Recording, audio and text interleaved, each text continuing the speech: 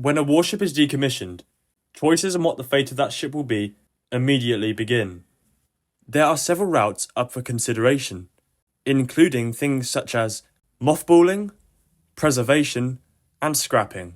But there's a few other paths, like the ship being transferred to training duties, or, the subject of this video, ships getting sold to a foreign navy to continue service under another flag. Whilst there are some other routes on the table, the ones just mentioned are the most likely in the majority of scenarios.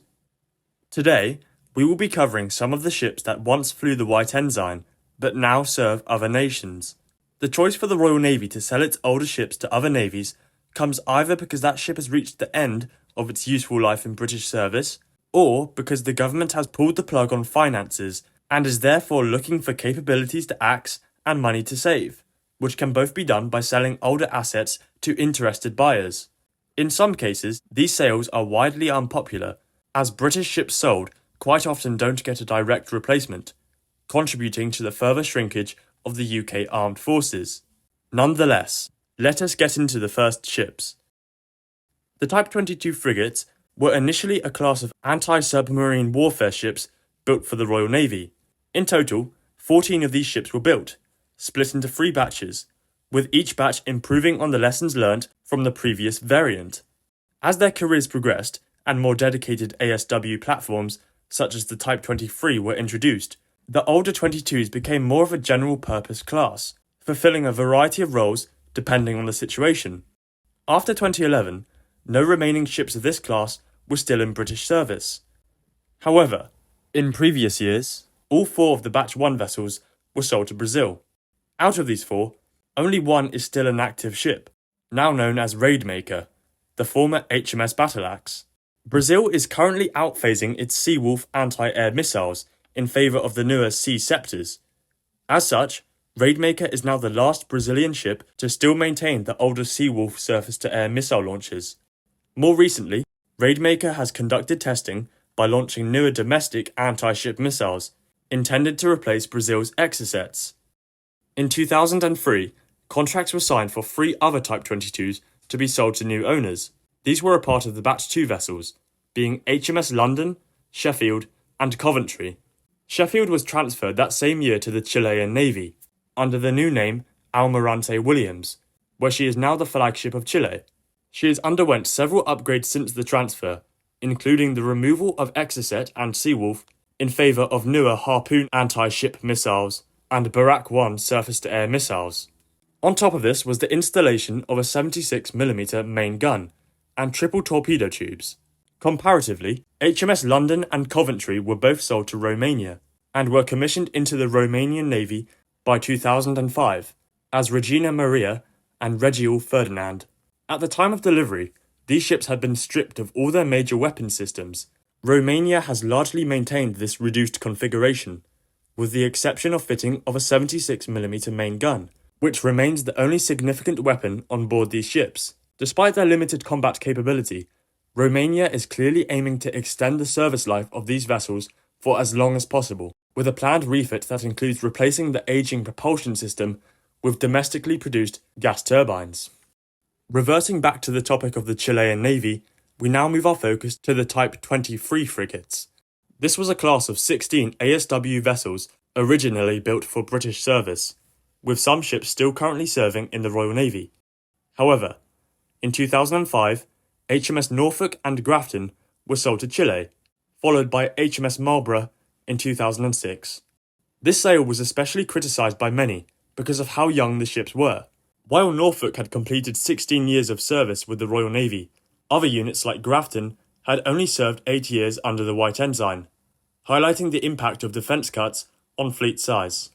Nonetheless, the 3 ships have served Chile very well and have been actively upgraded to remain modern and capable for Chile's naval requirements, and to provide excellent regional power projection. Following the Falklands conflict in 1982, it was determined that a permanent defensive structure was needed on and around the islands to deter any possible Argentinian attempts at a future invasion. This structure revolves generally around a Royal Navy guard ship, an air defence and strike capability provided by Royal Air Force jets, a garrison of British Army troops, as well as various other links in the overall chain of defence. We are of course focusing on the Royal Navy's role, which traditionally was to patrol the region rotationally using a frigate or destroyer. Since the early 2010s, this role has been increasingly performed solely by an offshore patrol vessel, which from 2007 to 2019 was performed by HMS Clyde, a modified Batch 1 River-class patrol vessel especially suited for Falklands operations.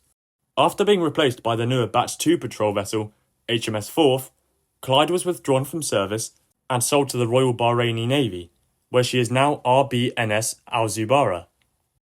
The most numerous class of ship featured in this video is the Sandown class minehunter.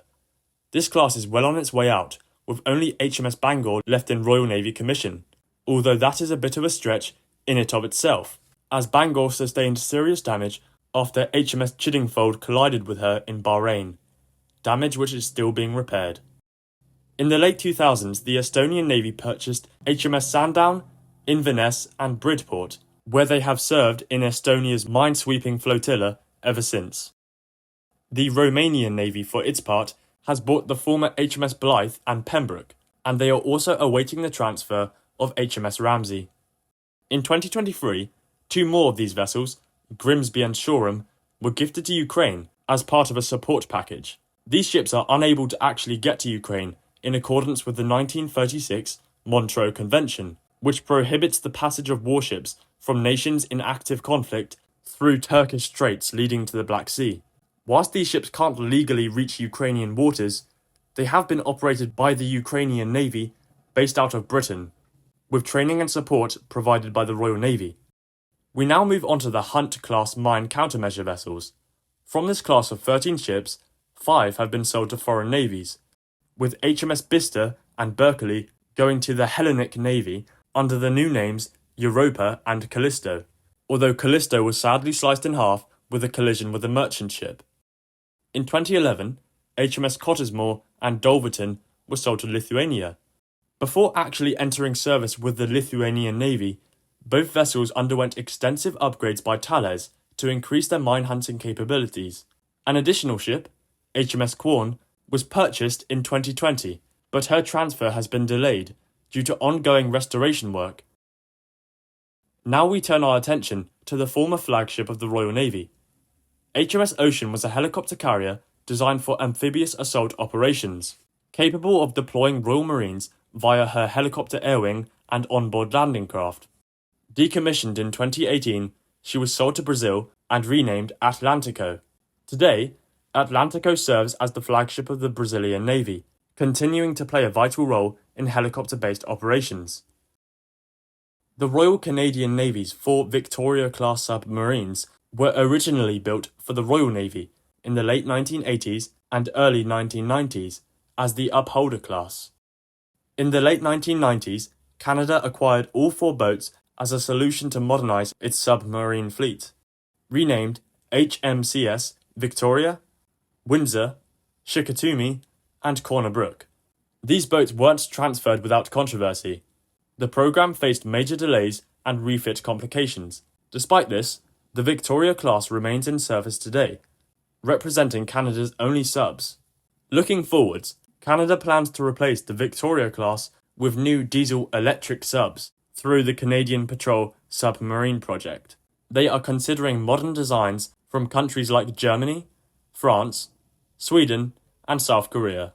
These future subs will have better range and Arctic capabilities, but since no deal has been made yet, the current Victoria class will likely stay in service for the foreseeable future. We have a nice community of military enthusiasts in the channel Discord server. If you liked this video, chances are you'll like it there as well. The link for the Discord is in the description. Thank you for watching.